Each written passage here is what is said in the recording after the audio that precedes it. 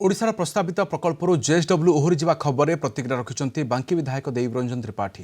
राज्य सरकार को समालोचना करने सहित निर्वाचन पर डबल इंजिन सरकार उपर कॉर्पोरेट संस्था भरोसा हराई से कहते ओडिशा छाड़ी महाराष्ट्र चलीजा अत्यंत दुखदायक घटना। प्रकल्प होते कटकर अर्थनैतिक विकास होता देवरंजन त्रिपाठी। 2024 साधारण निर्वाचन पर ओडिशा रे सरकार परिवर्तन हो गला परे वर्तमान देखा जाउची जे जो कॉर्पोरेट संस्था गुड़िक अच्छी तांकर विश्वास भरोसा ए डबल इंजिन सरकार उपरे नहीं। कहीं एमओयू है कौन सी अंचल समस्या नथिबा बेले बड़ जेएसडब्ल्यू भाया गोटे विशिष्ट प्रमुख कंपनी से ओडिशा छाड़ी महाराष्ट्र चली जावर जो खबर प्रसारण होची अत्यंत दुखदायक घटना।